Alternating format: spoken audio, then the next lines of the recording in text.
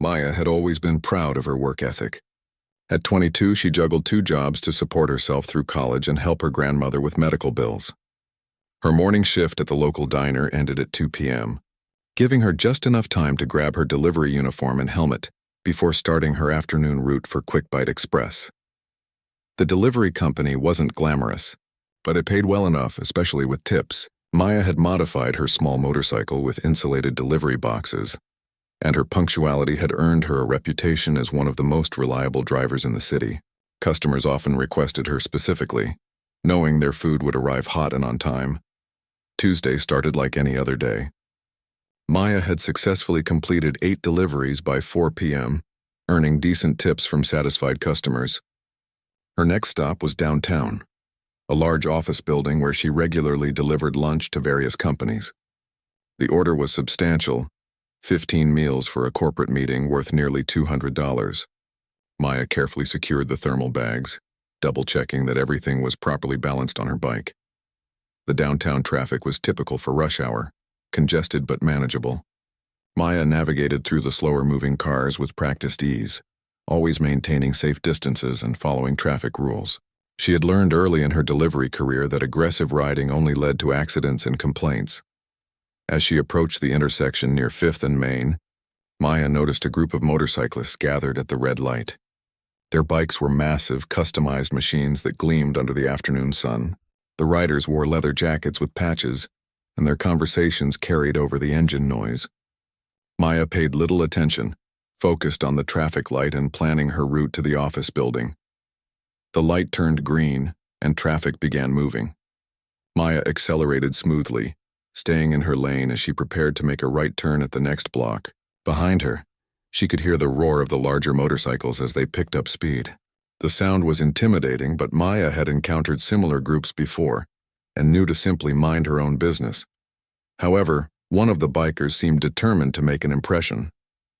Marcus Thompson, known in his circle as Thunder, was riding a modified Harley-Davidson that he had spent thousands customizing. At 35, he considered himself the unofficial leader of his group, and his ego often demanded attention from everyone around him. Marcus had noticed Maya's smaller delivery bike and felt a surge of superiority. In his mind, her modest motorcycle and delivery uniform marked her as someone beneath his status. He decided to show off for his friends by intimidating the young delivery driver. As Maya signaled for her right turn, Marcus suddenly accelerated and pulled alongside her. He revved his engine loudly, trying to startle her. Maya glanced over, confused by the aggressive behavior, but continued focusing on her turn. She had encountered road rage before and knew the best response was to avoid engagement. Marcus wasn't satisfied with being ignored. He pulled closer, now riding dangerously near Maya's bike. His friends behind him were watching, and he felt pressure to escalate the situation. As they approached the turn, Marcus deliberately swerved toward Maya, forcing her to brake suddenly to avoid contact. Maya's heart raced as she struggled to maintain control of her bike while balancing the valuable delivery order. The sudden braking caused her to wobble slightly, and one of the thermal bags shifted position. She managed to steady herself but was now running behind schedule.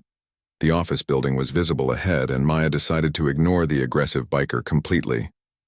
She focused on completing her delivery professionally, despite the unnecessary stress. As she prepared to turn into the building's parking area, Marcus made his most reckless move yet. He accelerated past Maya and then suddenly cut directly in front of her, causing her to brake hard once again. This time, the sudden stop was too much for her carefully balanced load. 2 of the thermal bags toppled from her bike, spilling their contents across the pavement. Maya watched in horror as expensive meals scattered across the concrete. Containers split open, sending sauces and garnishes in all directions. The corporate lunch she had promised to deliver was now completely ruined. The financial implications hit her immediately. She would have to pay for the damaged order from her own pocket, money she desperately needed for her grandmother's medication. She pulled her bike to the side and dismounted, staring at the mess with tears forming in her eyes. The weight of the situation overwhelmed her. This wasn't just about money. It was about her reputation with the delivery company and her ability to continue working. Marcus had stopped his bike nearby and was laughing with his friends about the incident. To him, it was just a harmless prank, a way to assert dominance over someone he considered inferior. He had no understanding of the real consequences his actions had created. Maya knelt beside the spilled food, trying to salvage what she could, though she knew it was hopeless. Restaurant policy was clear. Any contaminated food had to be discarded, and the driver was responsible for replacement costs when accidents occurred due to their fault. Even though this wasn't her fault, proving that to management would be nearly impossible. The corporate clients inside the building were expecting their lunch, and Maya would have to call them with the devastating news that their order was destroyed. She could already imagine their frustration and the poor review that would follow. Her perfect delivery record was about to be shattered because of one man's thoughtless aggression. As Maya stood among the ruins of her delivery, she felt a mixture of despair and growing anger. She had worked too hard to let someone's cruelty destroy everything she had built. Looking at Marcus, who was still joking with his friends as if nothing significant had happened, Maya made a decision that would change both of their lives. She pulled out her phone, not to call her supervisor with the bad news, but to document everything that had just occurred. Maya began taking photos of the accident scene, the spilled food, and most importantly, Marcus and his distinctive motorcycle. Her hands were steady now, despite her emotional turmoil. Maya had always been resourceful, a trait inherited from her grandmother, who had taught her that intelligence could overcome brute force. As she gathered evidence and began forming a plan, Marcus had no idea that his moment of cruel entertainment was about to become the biggest mistake of his life. Maya finished documenting the scene and approached Marcus, who was still basking in the attention from his group. Her hands trembled slightly, but her voice remained steady as she spoke. "Excuse me, you just caused me to crash and ruined a $200 order. I need your insurance information." Marcus turned toward her with a smirk that made Maya's anger flare even brighter. He looked her up and down dismissively, taking in her delivery uniform and smaller stature. To him, she was nothing more than an annoyance interrupting his fun. "Insurance?" Marcus laughed loudly, making sure his friends could hear. "Lady, you crashed your own bike, not my problem. You can't handle a real road." His friends chuckled at the comment, fueling Marcus's confidence. He had played this game before. Intimidate, deny responsibility, and rely on his imposing presence to make problems disappear. Most people were too afraid or too tired to fight back against someone like him. Maya felt her face flush with anger, but she forced herself to remain calm. "I have witnesses and photos. You deliberately cut me off and caused this accident. The least you can do is help pay for the damaged food." "Witnesses?" Marcus gestured to his group. "All I see are my friends who will tell anyone that asks that you're a terrible driver who crashed all by herself." The other bikers nodded in agreement, their loyalty to Marcus overriding any sense of justice. Maya realized she was completely outnumbered and that traditional channels wouldn't help her here. These men operated by different rules, and they clearly had no intention of taking responsibility for their actions. Marcus leaned forward on his bike, his voice taking on a more menacing tone. "Here's some free advice, little girl. Stick to delivering pizza in the suburbs where it's safe. Downtown traffic isn't for amateurs like you." The condescension in his voice was the final straw for Maya. She had been called names, belittled, and dismissed, but she refused to be intimidated. Instead of backing down, she pulled out her phone and began recording. "So you're admitting you think I don't belong on these roads? That you deliberately tried to scare me off?" Maya asked, her voice clear and confident. Marcus realized too late that he was being recorded. His casual admission could be problematic if this situation escalated legally. His demeanor shifted from amusement to irritation. "Turn that thing off right now," Marcus demanded, his voice carrying a threatening edge. "This is a public street. I have every right to record our conversation," Maya replied, continuing to film despite the growing tension. Marcus's friends began to look uncomfortable. What had started as harmless fun was becoming a potential legal issue. They exchanged glances, some clearly wanting to leave before things got worse. Marcus, however, was too proud to back down in front of his group. His reputation was built on being feared and respected, and allowing a young delivery driver to challenge him publicly would damage that image irreparably. "I said turn it off," Marcus shouted, reaching toward Maya's phone. Maya quickly stepped back, keeping the device out of his reach. Don't touch me or my property. That would be assault. Her knowledge of basic legal terms surprised Marcus. He had expected her to be easily intimidated, but Maya was proving to be far more resilient than he had anticipated. The situation was spiraling beyond his control. "You think you're smart, huh?" Marcus said, his voice dropping to a dangerous whisper. "Let me tell you something about smart. Smart people know when they're outmatched and walk away." Maya looked directly into his eyes, her fear replaced by determination. "You're right about one thing. I am smart. Smart enough to know that bullies like you only have power when people let them." The confrontation had attracted attention from passing pedestrians and other motorists. Several people had stopped to watch the scene unfold, some recording with their own phones. Marcus was beginning to realize that his usual intimidation tactics weren't working, and that the situation was becoming very public. Maya noticed the growing crowd and felt a surge of confidence. Marcus might be willing to threaten her when they were relatively alone, but he seemed less aggressive with witnesses present. "Here's what's going to happen," Maya said, her voice steady and clear for everyone to hear. "You're going to pay for the food you made me spill, or I'm going to file a police report for reckless driving and road rage." Marcus laughed, but there was less confidence in it now. "You think the cops are going to take your word over ours? Good luck with that." "Maybe not just my word," Maya replied, gesturing to the crowd. "But what about all these witnesses?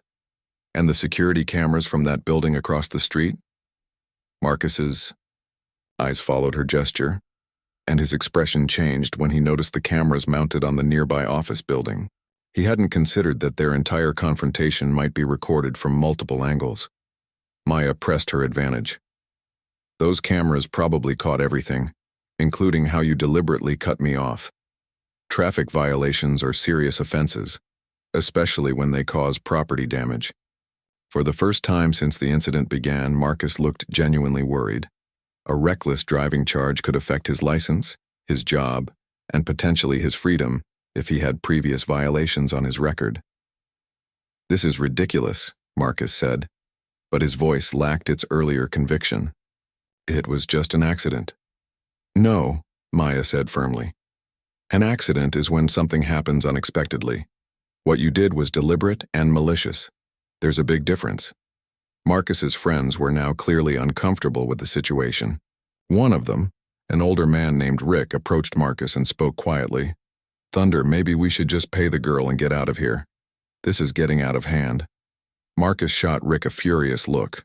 Being told to back down by his own friend was humiliating, especially in front of an audience. His pride wouldn't allow him to appear weak, even when common sense suggested he should cut his losses. "I'm not paying this girl anything," Marcus declared loudly. "If she wants money, she can sue me." Maya smiled for the first time since the incident began. "Actually, that's exactly what I was hoping you'd say." Her calm reaction confused Marcus. He had expected his refusal to upset or discourage her, but Maya seemed almost pleased by his response. "You see, I'm a paralegal student," Maya explained, enjoying the surprise that registered on Marcus's face. "I know exactly how to file the right paperwork, and I have all the evidence I need right here." Maya held up her phone, which had been recording their entire conversation. Marcus's casual admission of guilt, his refusal to take responsibility, and his threatening behavior were all captured in high-definition video. The realization that he had been outmaneuvered hit Marcus like a physical blow. What he had intended as simple intimidation had turned into a carefully documented legal case against him. The revelation that Maya was studying law sent a visible shockwave through Marcus and his group. The confident smirk that had been plastered on his face moments earlier vanished completely, replaced by a look of genuine concern. His friends shifted, uncomfortably, suddenly aware that their casual afternoon ride had turned into a potential legal nightmare. Maya savored the moment, watching as Marcus processed the implications of what she had just revealed. She had been studying paralegal courses at night school for 2 years, learning about civil litigation, evidence collection, and small claims procedures. What Marcus had assumed was just an angry delivery driver was actually someone with the knowledge and determination to pursue legal action effectively. "That's impossible," Marcus said, though his voice lacked conviction. "You're just some delivery girl. Delivery driver by day, law student by night, Maya replied calmly. And unlike you, I don't judge people based on their appearance or occupation. She pulled out a small notebook and began writing down details while speaking. Let me explain what I have so far. Video evidence of you admitting to deliberately intimidating me on the road. Photographic evidence of the damaged property. Witness testimony from multiple bystanders. And security camera footage that will corroborate everything. Marcus watched, in growing alarm as Maya efficiently documented information about his motorcycle, including the license plate, custom modifications, and distinctive paint job. Her movements were methodical and professional, nothing like the scared victim he had expected her to remain. You can't prove anything, Marcus said weakly, but he was clearly grasping for straws now. Maya looked up from her notebook with a patient expression. Actually, I can prove quite a lot. Reckless driving, property damage, intimidation, and potentially harassment. In this state, those charges could result in license suspension, fines, and even jail time for repeat offenders. The mention of jail time made several of Marcus's friends exchange worried glances. They had assumed this was just typical road drama that would blow over quickly. None of them had signed up for potential criminal charges. Rick stepped forward again, his voice urgent. Marcus, we need to settle this now. Just pay for the food and let's go. But Marcus was too proud and too angry to listen to reason. Being outmaneuvered by someone he had tried to intimidate was eating away at his ego. Instead of cutting his losses, he decided to double down on his aggressive approach. You want to play legal games? Marcus said, his voice rising. Fine, but you're messing with the wrong person. I know people in this city and I can make your life very difficult. Maya stopped writing and looked directly at him. Is that a threat? Because I should mention that threatening behavior is also illegal, and I'm still recording.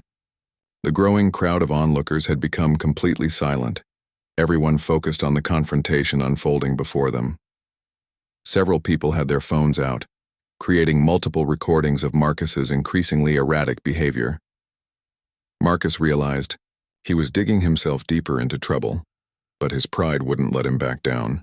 This is harassment, he shouted. You're harassing me. Actually, Maya said with remarkable calm. Harassment is what you did to me on the road. What I'm doing now is collecting evidence for a legitimate legal complaint. She turned to address the crowd of witnesses. Did everyone see this man force me off the road and cause me to crash? Several people nodded and voiced their agreement. A woman in business attire spoke up clearly. I saw the whole thing. He cut right in front of her motorcycle. An elderly man added, very dangerous driving. Could have killed someone. Marcus felt the situation spiraling completely out of his control. What had started as a simple act of road bullying was now a public spectacle with multiple witnesses testifying against him. His friends were openly discussing leaving without him, unwilling to be associated with the mess he had created. This is insane, Marcus said, his voice cracking slightly. All this over some spilled food? Maya's expression hardened. It's not about the food. It's about you thinking you can terrorize people because you ride a bigger motorcycle. It's about you believing that being loud and aggressive gives you the right to ruin someone's day. She gestured to the spilled meal still scattered across the pavement. That food represents 3 hours of work for me. It represents medication for my grandmother. It represents the difference between paying rent on time or being late with penalties. For the first time, Marcus seemed to understand that his actions had real consequences for another person. The abstract concept of some delivery girl was being replaced with the reality of Maya as an actual human being with real problems and responsibilities. I didn't know, Marcus said quietly. You didn't know because you didn't care to know, Maya replied. You saw someone you thought was beneath you, and you decided to make them feel small to make yourself feel big.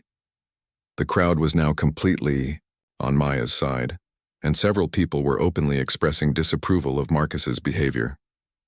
His reputation as a tough, respected biker was crumbling in real time. Maya continued her documentation process, taking additional photos of Marcus's motorcycle and asking witnesses for their contact information in case they needed to testify later. Her thorough approach made it clear that she was serious about pursuing legal action. "Look," Marcus said, desperation creeping into his voice. "Maybe we can work something out. I didn't mean for you to get hurt." "But you did mean to intimidate me," Maya pointed out. "You did mean to show off for your friends by making me afraid. The fact that it escalated beyond what you intended doesn't change your original intent." Marcus's friends were now openly discussing leaving. They had motorcycles to protect and reputations to maintain, and staying associated with Marcus's legal troubles wasn't in their best interests. "Thunder, we're heading out," Rick announced. "You can catch up with us later." The abandonment by his group was the final blow to Marcus's ego. In the span of 30 minutes, he had gone from being the respected leader of his pack to standing, alone on a street corner, facing legal consequences for what he had thought would be harmless entertainment. Maya watched the other bikers ride away before turning back to Marcus. "So now it's just you and me. Are you ready to take responsibility for what you did?" Marcus looked around at the crowd of witnesses, the security cameras, and Maya's professional documentation of the incident. He was trapped by his own actions and faced with a choice between acknowledging his mistakes or facing the full legal consequences of his behavior. The weight of the situation finally began to sink in as Marcus realized that his moment of cruel entertainment was about to cost him far more than he had ever imagined possible. Standing alone on the street with his friends gone and a crowd of witnesses staring at him disapprovingly, Marcus felt more isolated than he had in years. The comfortable bubble of intimidation and respect he had built around himself had burst completely, leaving him exposed and vulnerable. Maya observed his discomfort with satisfaction, but she wasn't finished yet. She had spent too many years being pushed around by people who thought they could get away with treating others badly. This was her chance to make a real difference, not just for herself but for everyone who had ever been bullied by someone like Marcus. "You know what the really sad part is?" Maya said, her voice carrying across the quiet crowd. "You probably think you're tough, riding around on that expensive motorcycle, intimidating people smaller than you. But real strength doesn't come from making others feel afraid." Marcus shifted uncomfortably, unable to meet her gaze. The leather jacket and custom bike that usually made him feel powerful now seemed like empty symbols. Without his friends to impress and his victim refusing to be intimidated, he felt smaller than he had in years. "Real strength," Maya continued, "comes from helping people, from building them up instead of tearing them down. Real strength is working 2 jobs to take care of your family, studying law at night to make a better life for yourself, and standing up to bullies even when you're outnumbered." The crowd murmured their agreement, and Marcus felt their collective disapproval like a physical weight. He had always craved attention and respect, but not this kind. This was the wrong kind of attention entirely. Maya pulled out her phone again and began making a call. "I'm calling the police to file an official report. They should be here in about 15 minutes. The mention of police made Marcus panic. He had a previous reckless driving citation from 2 years ago, and another one could result in serious consequences, including license suspension. His job as a construction foreman required him to drive company vehicles, and losing his license would mean losing his income. "Wait," Marcus said urgently. "Don't call the cops.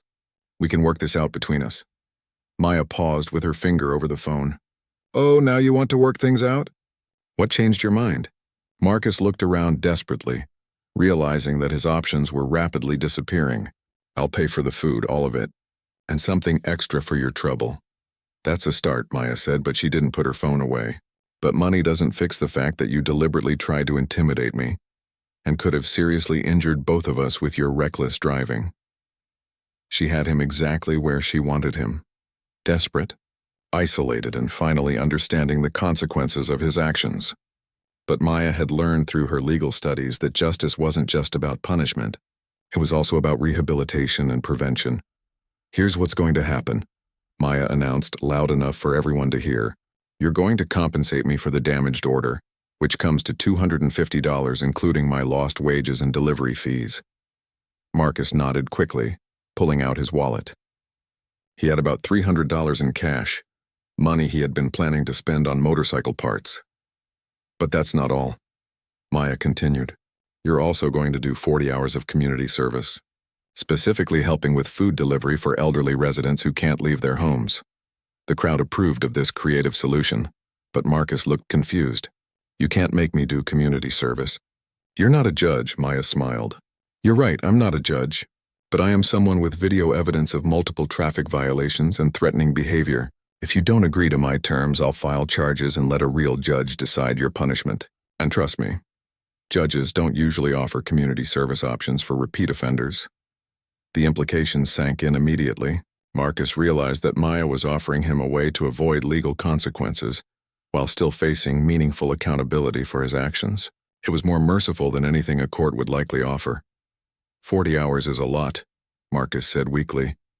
"It's a lot less than the jail time you could face for reckless endangerment," Maya replied matter-of-factly. "And it's a chance for you to understand what it's like to actually help people instead of hurting them." Marcus counted out the money with shaking hands, his earlier confidence completely gone. The woman he had tried to intimidate was now dictating terms to him, and he had no choice but to accept them. Maya took the cash and counted it carefully before putting it in her jacket pocket. "Now, about the community service. I volunteer with Meals on Wheels every weekend. You're going to join me for the next 10 weekends, 4 hours each time." "10 weekends?" Marcus protested. "I have plans, things to do." "So did I," Maya said firmly. "I had plans to deliver that food and earn money for my grandmother's medication. Your selfishness ruined my plans, so now your plans get to be disrupted too." The logic was unassailable, and Marcus found himself nodding reluctantly. He was beginning to understand that Maya wasn't just angry about the money. She was angry about the casual cruelty he had shown, the assumption that his entertainment was worth more than her livelihood. Maya pulled out a business card from Meals on Wheels and wrote her contact information on the back. "This Saturday at 9 a.m. St. Mary's Community Center on Oak Street. Don't be late, don't bring attitude, and don't think you can just show up and coast through." Marcus took the card with shaking hands, still processing how completely the situation had been reversed. An hour ago he had been the powerful one, surrounded by friends and riding high on his own arrogance. Now he was standing alone, humbled and committed to weeks of community service under the supervision of the person he had tried to victimize. "And Marcus," Maya said, using his real name for the first time, "if you don't show up, or if you cause any problems during the community service, I still have all this evidence ready to take to the police. This agreement only works if you actually follow through." The use of his name startled Marcus. Throughout the confrontation, Maya had maintained professional distance, treating him as an object of justice rather than a person. Hearing his name reminded him that she saw him as a real person who could choose to be better. "How do you know my name?" Marcus asked. Maya gestured to his motorcycle. "Your license plate is registered to Marcus Thompson. I looked it up while we were talking. I also know you work for Hendricks Construction and live on Maple Avenue. When you're planning to intimidate someone, it helps to know who you're dealing with."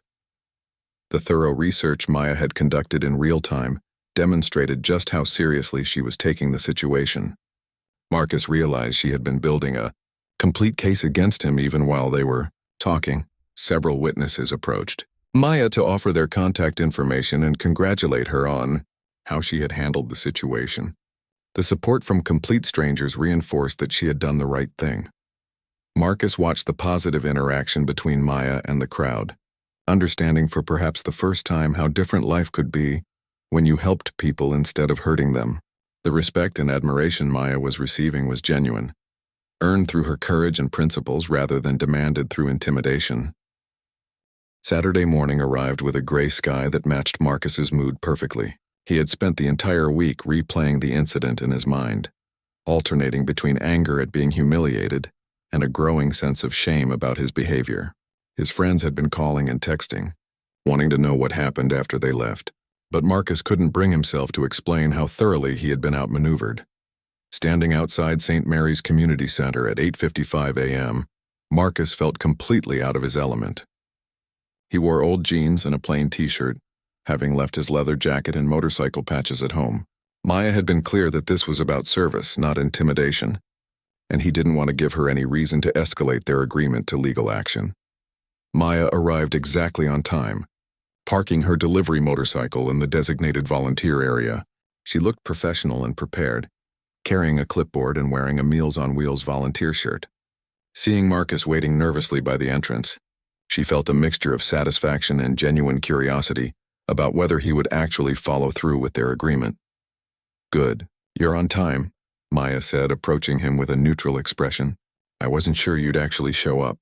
"I said I would," Marcus replied, though his voice lacked its usual confidence. "I keep my word." Maya studied him for a moment, noting the absence of his usual aggressive posture. "We'll see. Come on, let's get you registered and trained." Inside the community center, Maya introduced Marcus to Helen, the volunteer coordinator. Helen was a kind woman in her 60s who had been organizing food delivery for homebound seniors for over 20 years. She welcomed Marcus warmly, unaware of the circumstances that had brought him there. "Any friend of Maya's is welcome here," Helen said, handing Marcus a volunteer form. "She's one of our most dedicated helpers. Never misses a weekend, always goes above and beyond for our clients." Marcus glanced at Maya, surprised by this information. He had assumed her volunteer work was just a convenient excuse for his punishment, not realizing she had been genuinely committed to community service long before their encounter. The training session covered basic procedures for food handling, client interaction, and safety protocols. Marcus found himself genuinely listening, partly because he wanted to avoid making mistakes that might anger Maya, but also because the information was more interesting than he had expected. "Our clients aren't just hungry," Helen explained. "Many of them are isolated and lonely. Sometimes our volunteers are the only people they see all week. A friendly conversation can be just as important as the meal we deliver." This concept was foreign to Marcus. His interactions with people were usually transactional or competitive. The idea of talking to strangers simply to brighten their day seemed almost naive to him. Maya watched Marcus during the training, trying to gauge his sincerity. His attention seemed genuine, though she suspected it was motivated more by obligation than enthusiasm. Still, he was present and participating, which was more than she had honestly expected. After the training, Helen assigned Maya and Marcus to work together on the north side route. "Maya knows all these clients personally," Helen explained. "She'll show you the ropes." As they loaded the insulated bags into Maya's delivery vehicle, Marcus broke the silence that had been growing between them. "You didn't have to volunteer your own time to supervise me. You could have just sent me here alone." Maya paused in her packing, considering his comment. "I could have, but that wouldn't accomplish anything. The point isn't just to punish you, it's to help you understand why what you did was wrong." "I already know it was wrong," Marcus said quietly. "Do you?" Maya challenged. "Or do you just know you got caught and faced consequences?" Marcus didn't have a good answer for that question, so he continued loading bags in silence. Their first stop was Mrs. Rodriguez, an 80-year-old woman who lived alone in a small apartment. Maya knocked gently and called out a cheerful greeting before using her key to enter. Mrs. Rodriguez was waiting in her wheelchair, dressed in her best outfit despite not planning to leave her home. "Maya, dear," Mrs. Rodriguez said with genuine joy. "You're early today.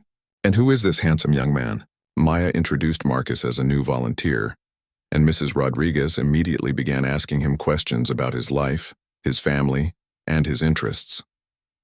Marcus answered politely but stiffly, clearly uncomfortable with the personal nature of the conversation.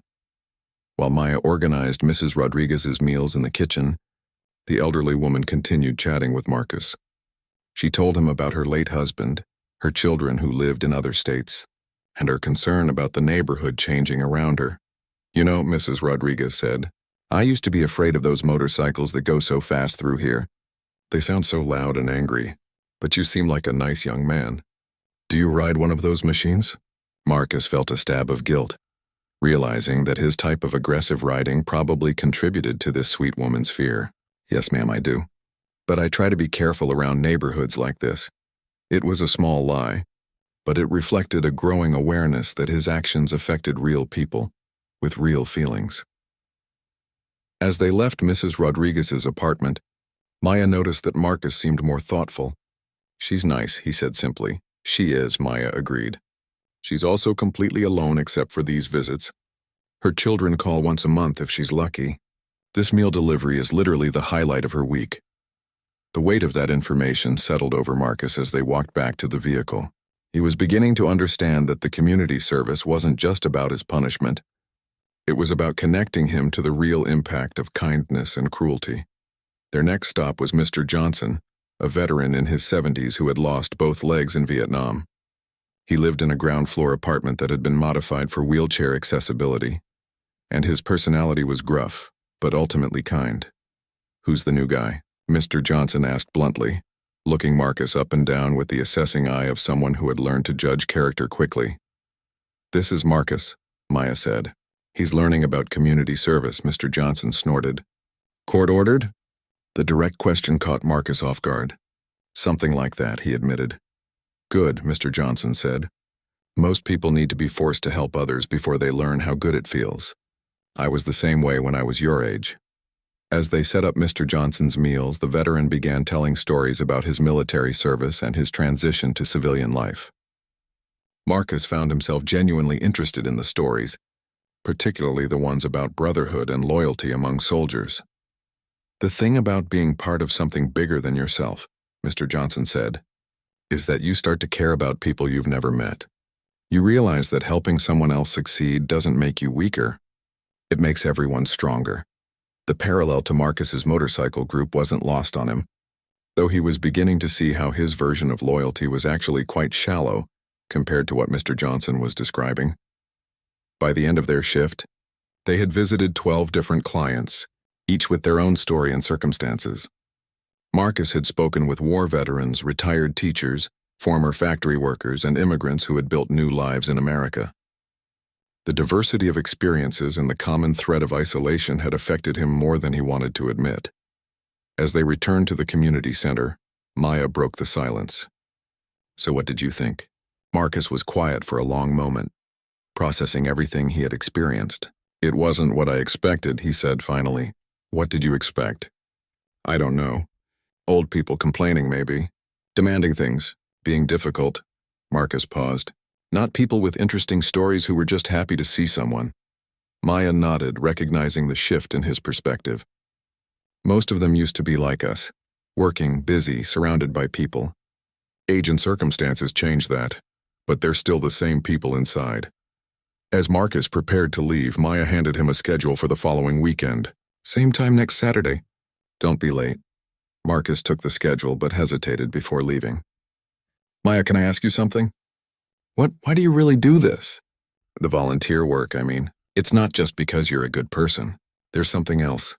Maya considered whether to answer honestly. "My grandmother was like these people before she moved in with us.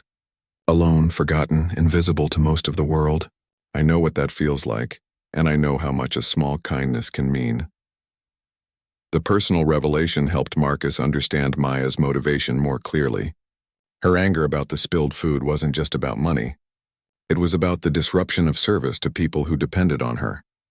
As Marcus rode home on his motorcycle, he found himself driving more carefully through residential neighborhoods, aware that his noise might be disturbing people like Mrs. Rodriguez. It was a small change, but it represented a significant shift in his awareness of how his actions affected others. The first day of community service had planted seeds of change that would continue growing over the coming weeks. By the fourth weekend of community service, Marcus had developed an unexpected routine. He arrived at St. Mary's Community Center 15 minutes early, helped Maya load the delivery vehicle, and had memorized most of their regular clients' preferences and stories. What had started as reluctant obligation was gradually becoming something approaching genuine engagement. Maya noticed the change but remained cautious about trusting it completely. She had seen people fake transformation before, only to revert to their old behavior once consequences were removed. Still, Marcus's questions about the clients seemed sincere, and his interactions had become noticeably warmer. Mrs. Rodriguez had become particularly fond of Marcus, always asking about his motorcycle and sharing stories about her late husband's love for classic cars. Marcus found himself looking forward to her questions and had even brought photos of his bike to show her the custom work he had done. "You know, Marcus," Mrs. Rodriguez said during one visit, "my husband would have loved talking to you about machines. He always said that a man who took care of his equipment took care of everything else in his life too." The comment stayed with Marcus long after they left. He realized that while he had invested thousands of dollars and countless hours in his motorcycle, he had never put the same effort into taking care of the people in his life or his community. During their lunch break at a small diner near the community center, Maya finally addressed the elephant in the room. You've been different these past few weeks. More engaged. Is this just an act to get through your community service, or is something actually changing? Marcus stirred his coffee thoughtfully before answering. At first, I just wanted to get through it without you calling the cops on me. But these people, they're not what I expected. What did you expect? I don't know. Complainers, I guess. People looking for handouts. I never thought about them as real people with real lives. Marcus paused. That sounds terrible when I say it out loud. Maya studied his expression, looking for signs of deception but finding only genuine reflection. It does sound terrible, but at least you're honest about it. Most people never even examine their assumptions. Marcus leaned back in the booth, his usual defensive posture replaced by something more open. Can I ask you something? Why didn't you just take the money and let it go? You could have made this a simple transaction instead of forcing me to be here. Maya had been expecting this question for weeks. Because taking your money wouldn't have changed anything. You would have learned that you could buy your way out of consequences. And next week you might have done the same thing to someone else who couldn't fight back. And you think this is changing me? I think you're asking different questions than you were a month ago, Maya replied.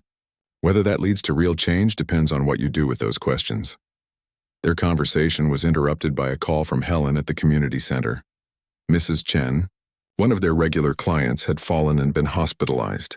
Her apartment needed to be secured, and her cat needed temporary care until family could arrive from out of state. Maya and Marcus drove immediately to Mrs. Chen's building, using the emergency key to check her apartment. The small space was neat but showed signs of the fall: a overturned chair, scattered mail, and a frightened orange cat hiding under the kitchen table. Poor Whiskers, Maya said, coaxing the cat out with gentle words. Mrs. Chen talks about him constantly. He's all she has. Marcus watched Maya's patient interaction with the scared animal, noting her natural compassion. What happens to him if Mrs. Chen can't come back home? I don't know, Maya admitted. Her daughter lives across the country and can't travel immediately. The building doesn't allow pets for non-residents. Marcus surprised himself by making an offer he hadn't planned. I could take him for a few days, just until things get sorted out. Maya looked at him skeptically. You want to take care of Mrs. Chen's cat?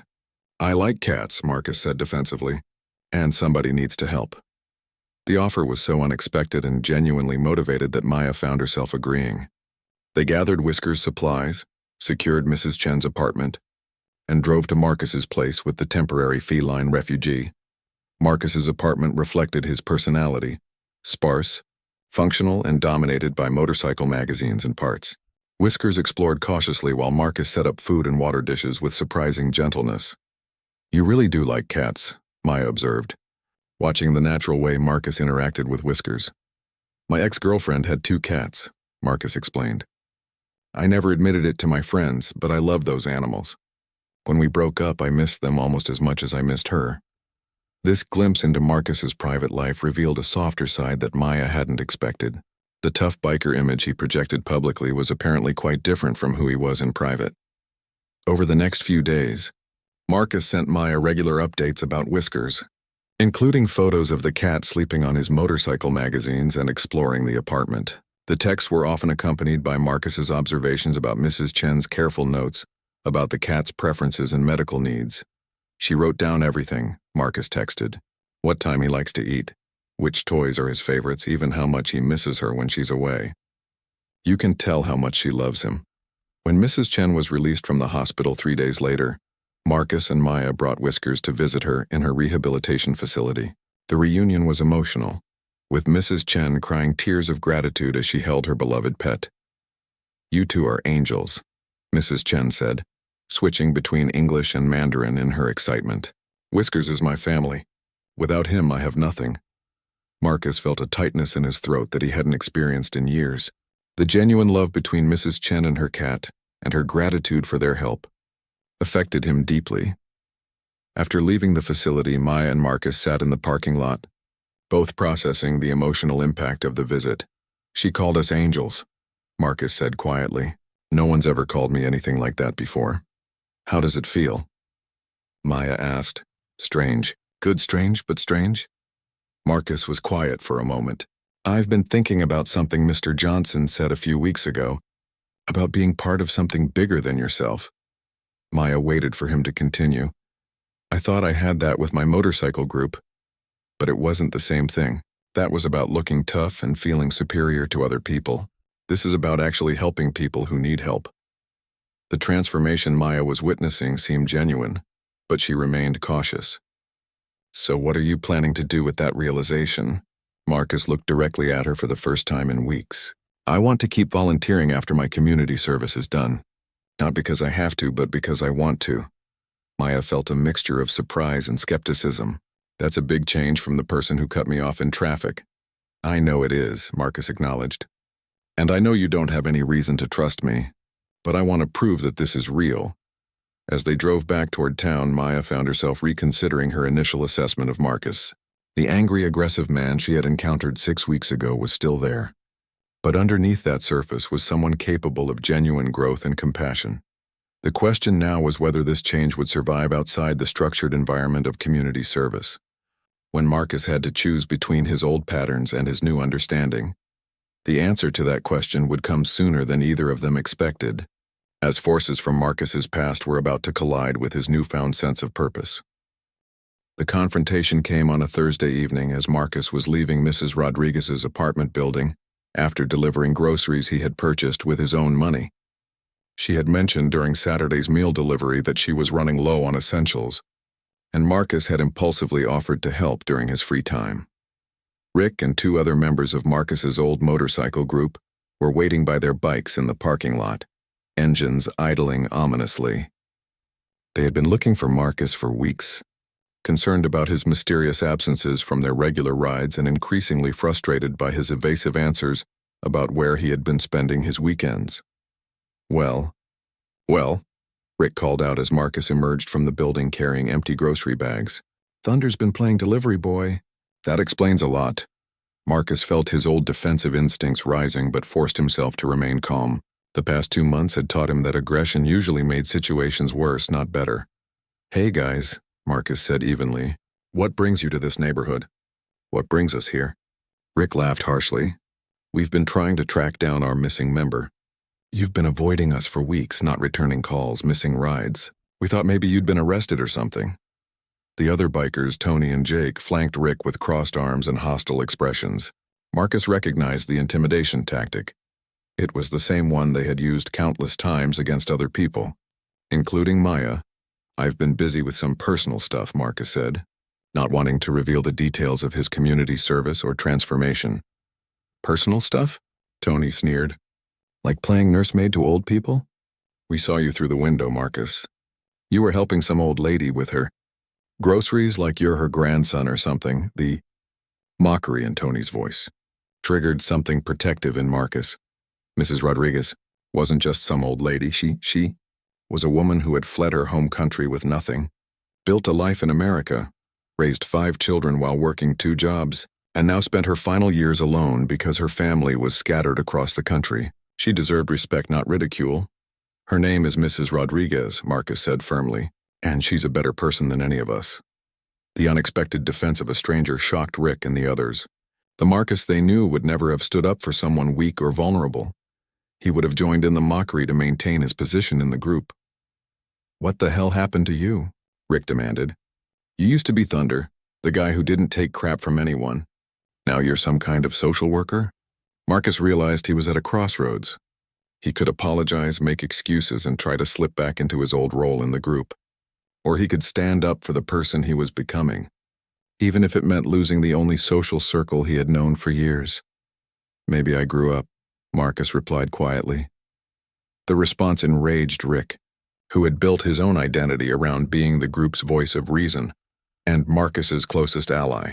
Seeing Marcus reject their shared values felt like a personal betrayal. Grew up? Rick shouted.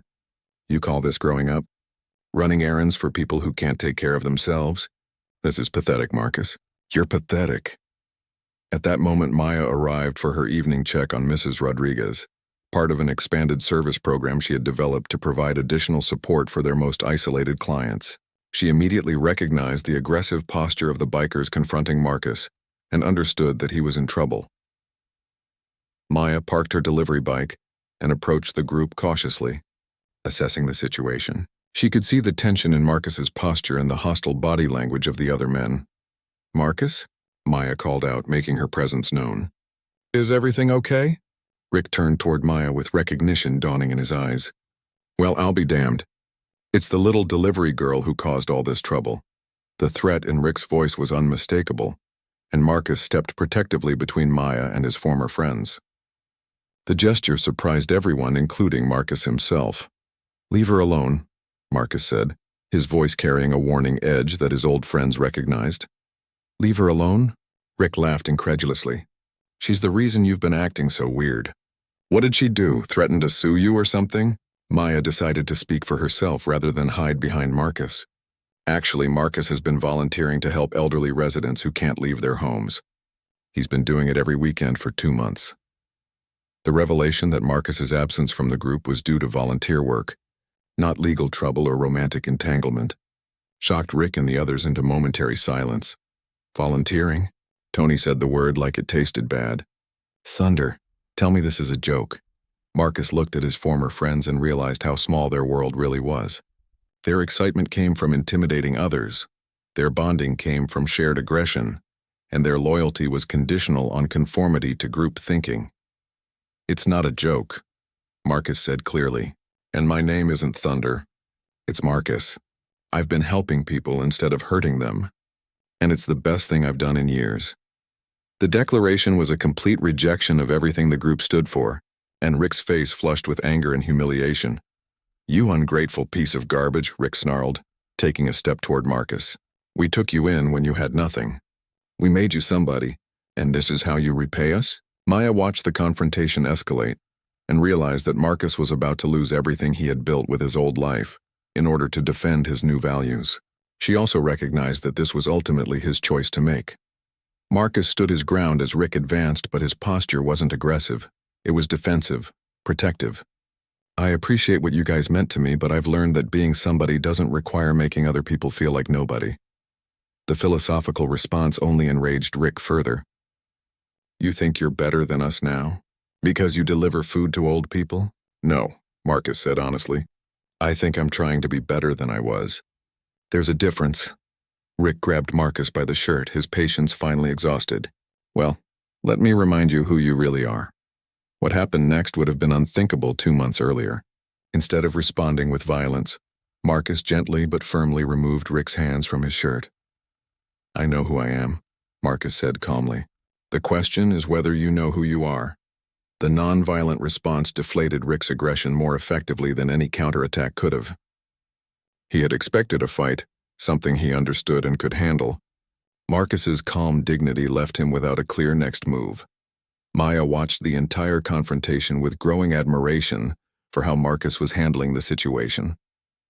The man standing up to his former friends bore little resemblance to the aggressive biker who had terrorized her weeks ago.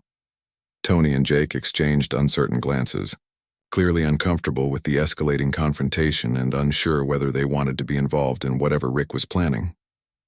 "This isn't over," Rick said finally, backing down but trying to save face.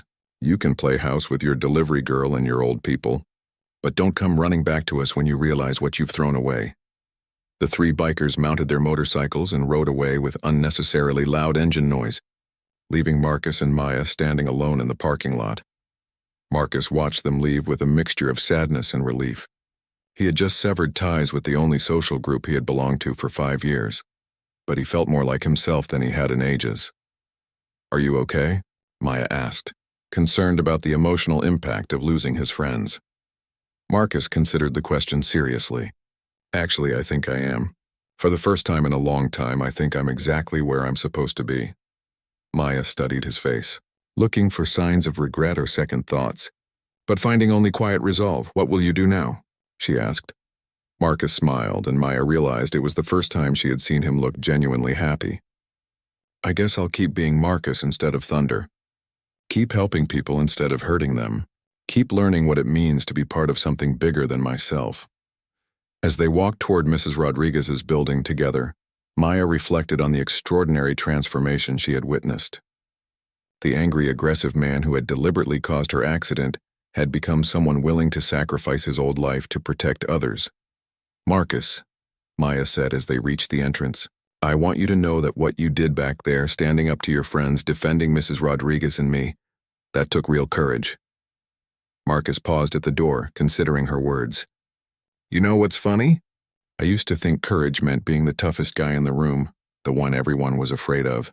Now I think it means being willing to do the right thing even when it costs you something." Maya nodded, finally convinced that Marcus's transformation was genuine and permanent. "Welcome to the real world, Marcus. It's scarier than the fake one, but it's also better." As they went inside to visit Mrs. Rodriguez, both Maya and Marcus knew that this confrontation marked the end of one chapter of his life and the beginning of another. The man who had once derived his identity from intimidating others had chosen to become someone who protected them instead. The change was complete, irreversible, and entirely his own choice. Marcus had learned that true strength came not from making others feel small, but from helping them feel valued and cared for. In losing his old friends, he had found his real self,